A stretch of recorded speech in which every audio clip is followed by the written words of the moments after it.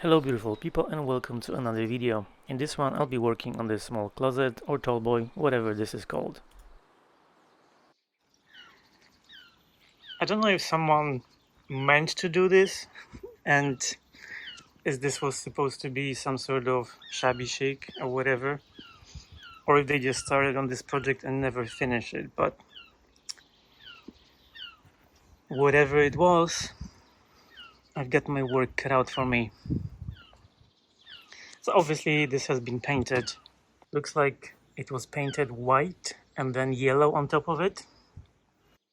So I think this is something you would consider a closet or a wardrobe for children, or maybe a tall boy, I don't know, one of those.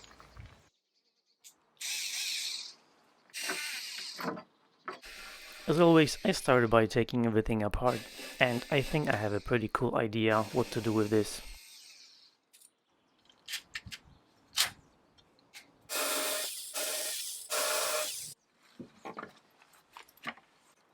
I'm not sure what kind of lock this was, but I'm going to replace it because it's missing half of it. So my plan for this is to make it super fancy. And if you've been watching my videos for a while, you might have seen a piece that I worked on not long ago that's kind of similar to what I'm going to do with this one. Without revealing too much, I want to use a really cool exotic veneer and make this look super posh. To make it easier for myself, I decided to take the back off. It will make cleaning it on the inside very simple.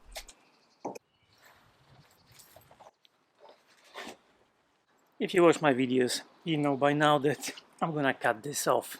I don't always do this, but I don't like this and I've got a different plan. I think we can make it much nicer. The main reason I'm getting rid of this is because it's literally a piece of board. There's no legs, nothing, just super simple, and it's just not adding anything to the look of this piece.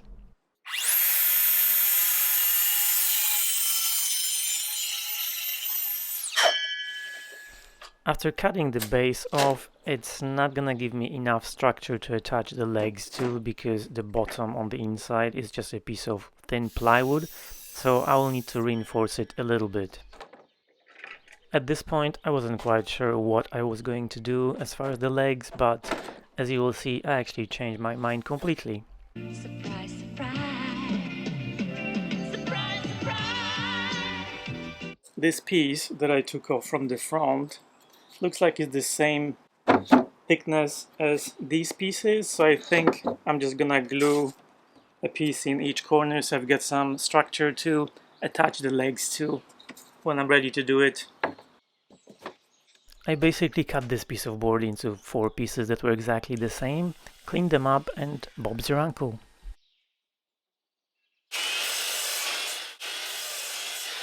These have veneer on one side that's in good condition, so I'm just going to sand the paint off, and this is where I'm gonna put the glue.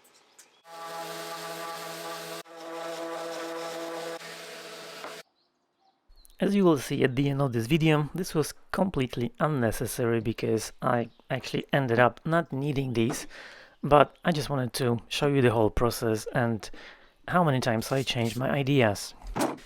With editing, it's very easy to make it look like it's very straightforward and simple, but it's rarely the case, and I want you guys to know that sometimes it takes few attempts until I get it right. This shelf is cracked, so I'll need to reglue it. There's not enough movement, so it's very difficult to put the glue in between, so I'm just going to use some dental floss.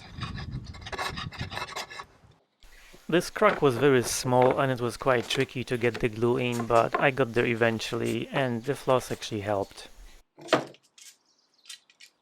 I guess it's finally time to do some sanding.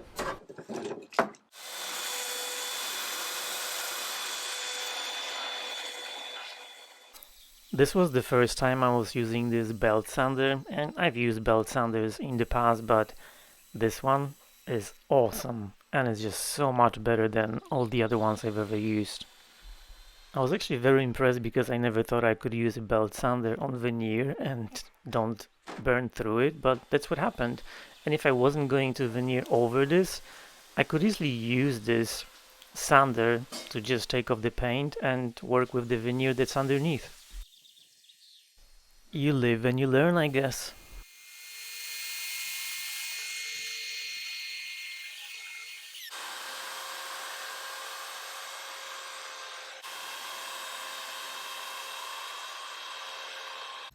There is this decorative piece of trim on the door, and I'm gonna take it off so it's easier to apply the veneer. And also the way this is made, as you can see, the grain on this veneer goes this way on this side and this way on this side.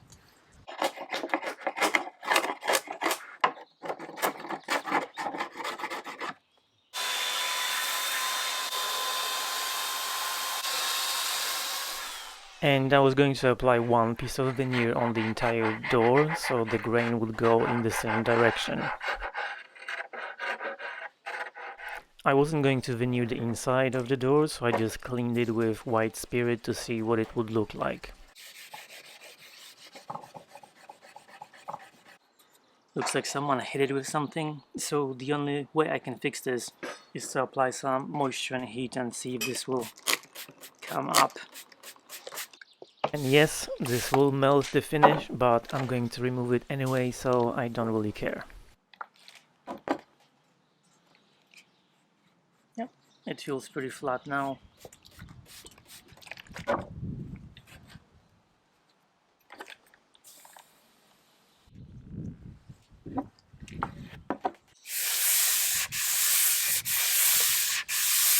And because the veneer on the inside of the door was very thin, I sanded it in the direction of the grain and I did it by hand.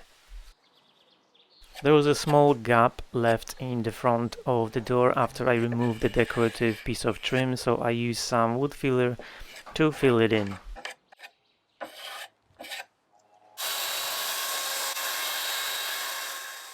And then I did some more sanding.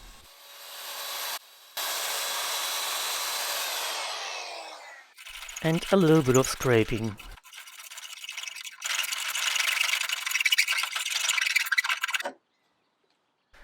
If you've ever tried to remove paint from a piece of oak, you know that it's very difficult because there is always a little bit of paint left in the grain. Depending on what you want to do with it, you can try and use brass wire brush to get the paint out, but whatever you do, you probably won't be able to get all of it out.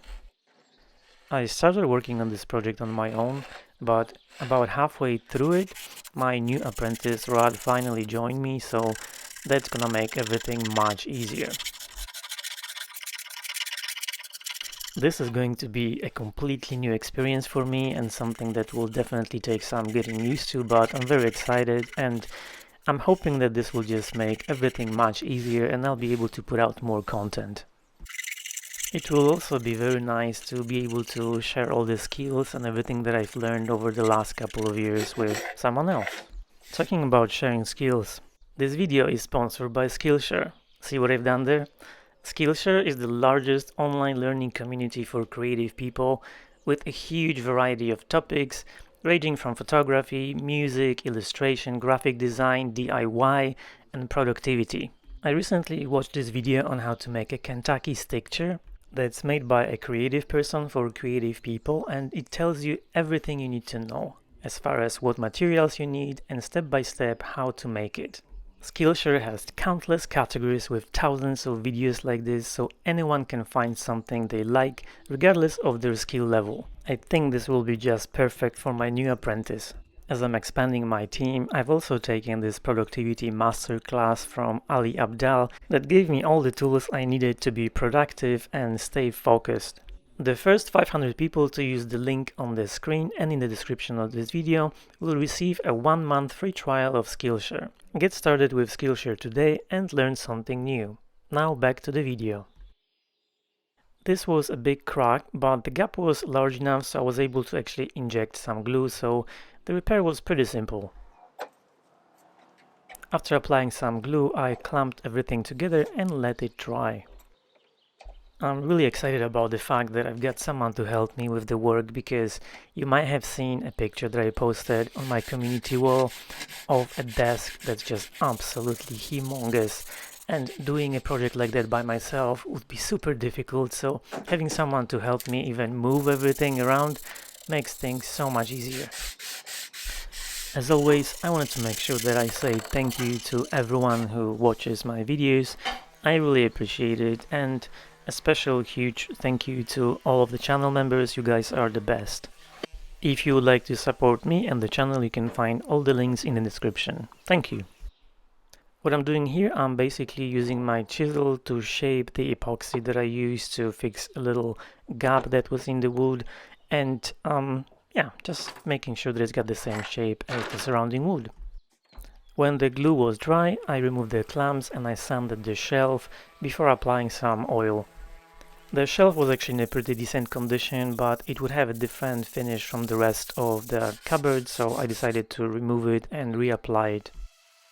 I sanded the entire back and front of this back piece of plywood, and then I used my laser to put my logo on it.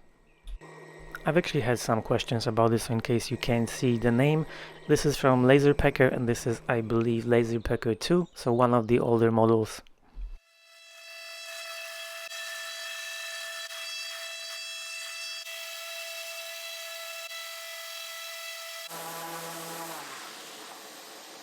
$2,000 later. When I was finally done sanding the back, I did some more sanding. This time it was the drawers.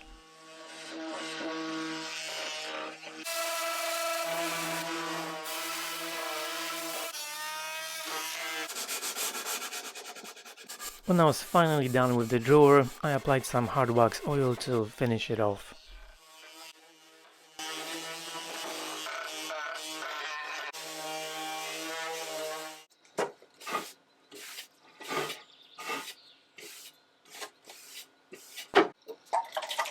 I'm gonna use some hard wax oil and a little bit of pigment to give the insides of the drawers a little bit of color. I started doing this a while ago and I really enjoy this method, because by adding a little bit of pigment you can manipulate the end result. If you're not quite happy with the color of the wood, you can make it a bit darker or change the tone slightly, and this is super easy. And instead of applying stain and then oil on top of it, you just do it all in one go. I typically take the bottoms out from the drawers, but these were glued in, so it would have been just a lot of hassle and it just wasn't worth it.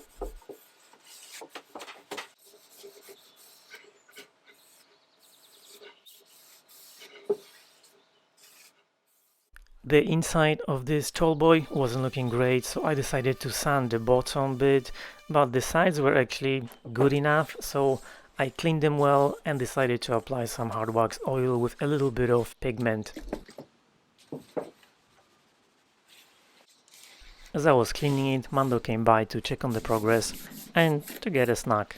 Come on, Trouble. I don't know if anyone has a Bengal cat, but Mando has been very vocal recently, and I hope this is not a permanent thing, because he's been driving me crazy. He basically meows all the time for no reason. There's my other friend. Fortunately, there is Hugo, so Mando has someone to play with, so that keeps him busy at least sometimes.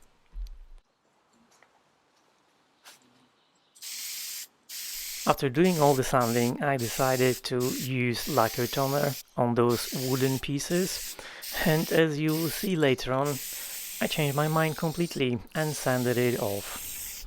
And the reason why I did it is because when the veneer was eventually on, it just didn't have the right vibe for me, so that's why I changed it. And as I mentioned before, the side panels on the inside were looking okay, so I asked my new apprentice Rad to apply some hard wax oil, and I was pretty happy with the result. So this is the veneer I'm going to use for this cabinet. It's pretty fancy and it's quite exotic, and I don't remember what it's called. As Rod was trying to master the skill of applying hard wax oil, I started working with the veneer. I used masking tape to tape off all the bits I didn't want the contact adhesive to get on, and I was ready to start applying the veneer.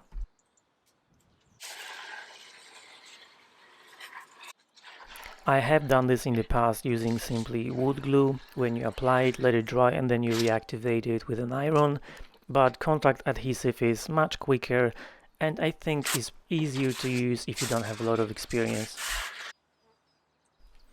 This smells really bad, so you definitely don't want to do it indoors, and if you do, you need a proper mask and well ventilated area. The reason I'm using those pieces of wood is so when I put down the veneer it doesn't stick, because it will if it touches the other surface, and then when I'm happy with the placement I remove those pieces and start pressing it down.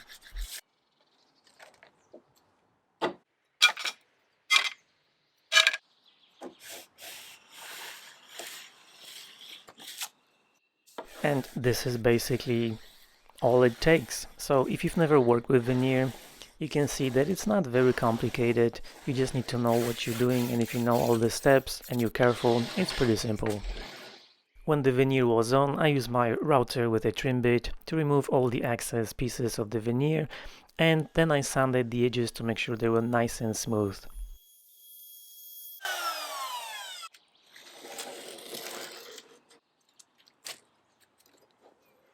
Once I was done with this side, I repeated the process on every other side that needed veneer.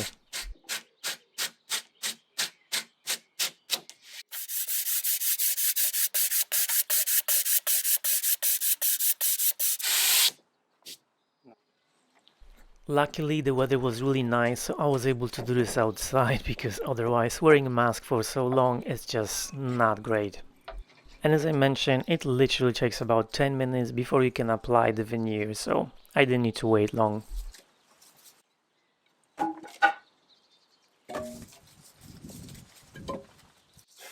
I've done this many times, and if I can give you one piece of advice on veneering, before you actually apply the veneer, check at least 3 times that it's in the right position, because once it touches the other side, you cannot take it off.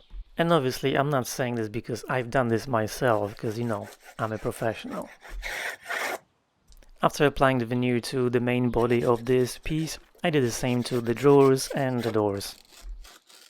I'm also curious what you guys think about this veneer. It's quite unusual and I know it will look different with the finish on, but let me know in the comments if you like it or not.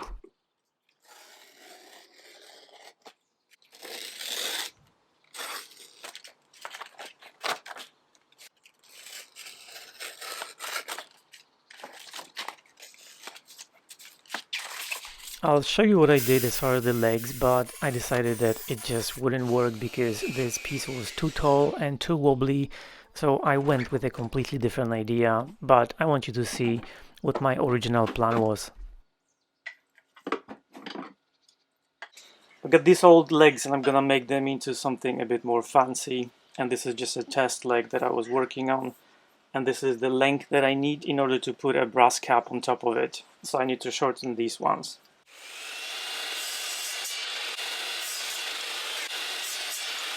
So this is the leg, and this is the brass cap that I was talking about, and that's the idea. I need to shave off the tips a little bit so this fits better.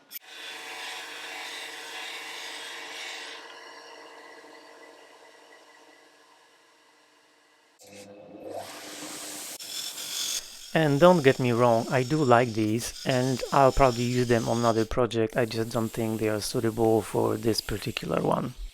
And the main reason why is because these legs attach with one screw only, and I just need something that is a bit more stable, so the piece isn't wobbly. I also cleaned and polished all the brass hinges and all the other hardware pieces, and you can see how shiny they were when I was finished.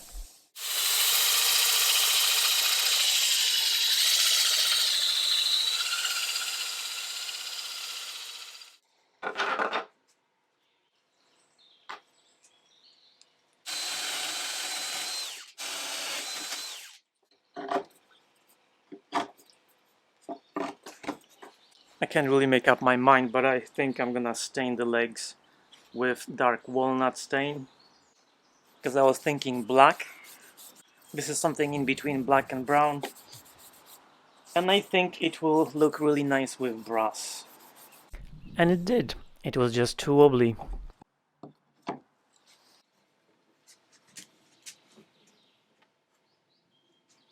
In the meantime, I mix some hard wax oil with a little bit of black and brown pigment, and this is what I was going to apply as the finish on the entire closet slash tallboy.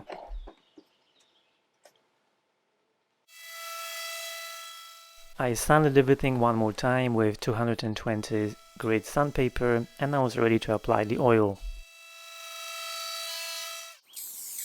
Well, almost. First I sprayed the legs with some lacquer.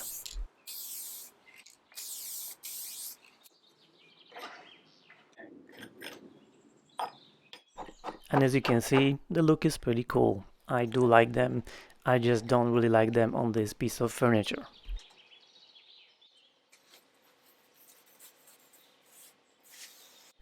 So now is the time to apply the oil, and I think you can see the reason why I decided to take off all the lacquer toner I applied to those solid pieces of wood. The oil makes everything look cohesive and blends everything together, the veneer and those exposed pieces of wood, and I think it was a good decision. Well, even if it wasn't, it's too late now, so I guess I just need to live with it. When I was done applying the first coat of oil, I asked Rad to help me put on the back panel. I'm gonna use brass screws cause I'm fancy AF, as you know. And when we were done with that, we installed the doors, the hardware, changed the legs, and it was pretty much ready. Well, I did apply another coat of oil, but that's pretty much it. As we were finishing, the original shop inspector came to check on the progress, and that's pretty much it. I'm not gonna show you the hardware and the new legs until the final results, but don't forget to check out the link in the description and try Skillshare today. Thank you so much for watching, I hope you enjoyed the final results and see you in the next video.